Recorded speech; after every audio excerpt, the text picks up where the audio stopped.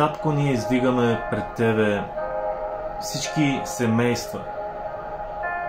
Издигаме пред Тебе семейните и Те молиме, Господи, на славата да ги държиш здраво в ръката Ти, да ги изпълниш с мирът Ти. Нека всеки бунт и всяко безредие и всеки хаос да напусне домовете на моите брати, на моите сестри. Онова, което Ти си съчетал, Господи, нищо и никак да не може да го разруши. Нито дявол, нито дух на блудство, дух на прелюбодейство и дух на разцепване на дом нямат власт в името на Исус Христос. Семействата ще устоят, защото ние вярваме, че са съградени на канарата Исус Христос. Господи, аз Те моля за нов ум във всеки един, който чува това послание. Мисли на поход, погледи на поход да напуснат живота Ти. Къвги и крамолничество да напусне домовете на моите братя и сестри в името на Исус Христос. И желателността да се завърне отново към партньорът.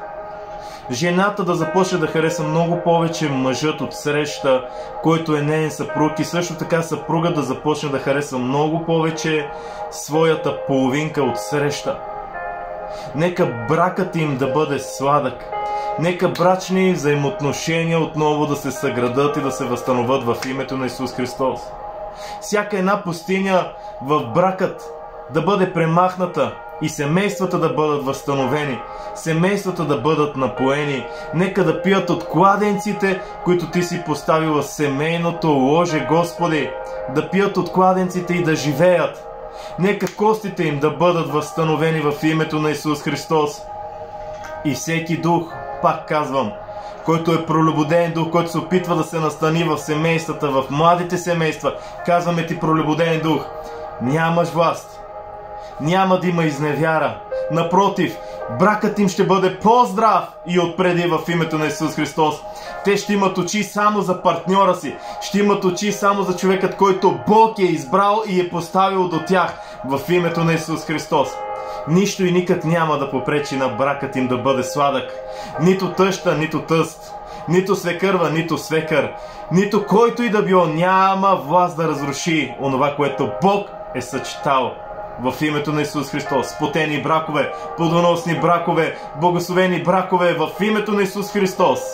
Благославяме ги сега в името на Исус. Амен.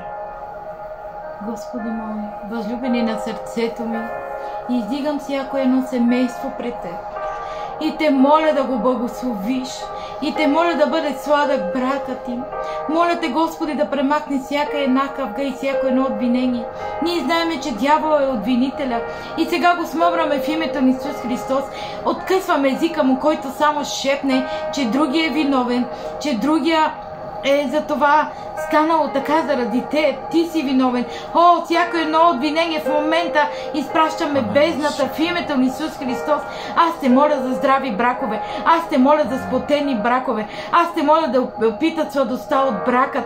Аз Те моля, Господи, да живеят в мирът и шалом. Аз Те моля, Господи, да се виждат през Твоите очи и както се едно пъта да ги направиш едно в духа, да бъдат силни войни, които воюват за семействата си, които воюват и за други семейства, които воюват, Господи, за децата си. Наистина, нека възпитават децата си в Твоя път, че и Словото Ти казва, докато остареят, те няма да се отклонят. Аз Те моля, Господи, ако до сега някой мъж е бил жена си, ние изтрошаваме ръцете на дявола, защото мъжа ще огрижва жена си, а жената ще бъде покорна към мъжа си.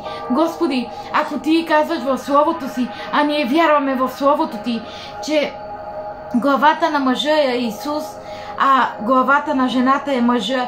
Господи, ръководи така, както искаш мъжете като глава, за да може да ръководят правилно жените. Наистина в името на Исус Христос Те моля, нека да Ти служат, нека да Те величаят, нека да Те издигат, нека от всеки един дом да се издига хвала. В името на Исус Христос Те моля. Умолявам Те, Господи, ако е имало, Господи, дух на прелюбодейство, да си отиде в името на моя Бог Исус Христос, Ава Отче. Ако е имало дух на хазар, да си отиде в името на Исус Христос.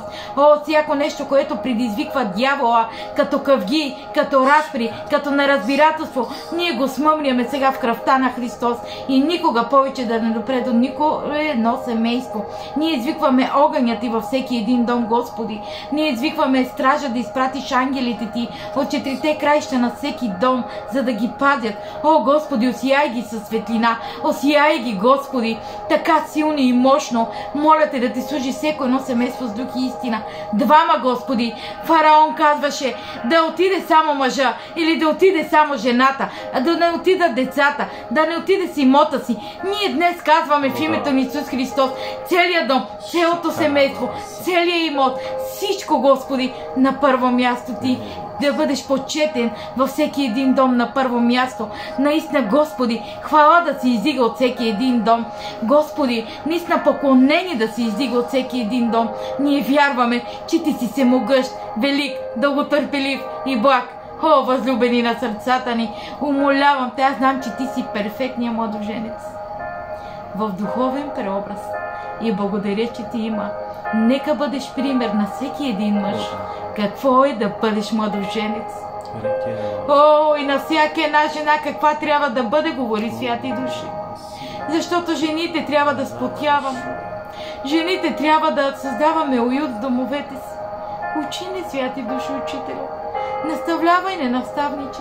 Ако каза, че жената съгражда домът, ние те молим, научи ни как да съграждаме и никога да не събаряме. Благодарим ти, че ти има. Благодарим ти, защото ти си чудесен, прекрасен съветник, пастироначалнико.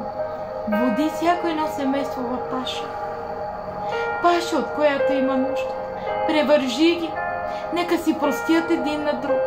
И цели всяка душевна рана, нанесена през годините и през брака ти. И нека почувстват вече сладостта от брака си. Нека почувстват мира. Ако досега ги е крал дявола, ние днес в името на Исус му забраняваме повече да ги краде в финанси, в взаимоотношения и в любов. Благодарим ти, Исус. Амин. Благодарим ти, Господи, и ние казваме възстановяване в семействата, възстановяване в бракът, възстановяване в взаимоотношенията в името на Исус. И нека мъжът вече да вижда жена си като принцеса и по-слаб със съд и да обгрижва, а да не я гледа като враг. Да я вижда като своето си ребро и като част от него, като плът от плътта му. В името на Исус Христос, сплотяване, мъдрост в името на Господ Бог Исус Христос. Съвършено възстановяване да дойде сега във всеки един брак и всяко едно семейство. В името на Исус. Амен.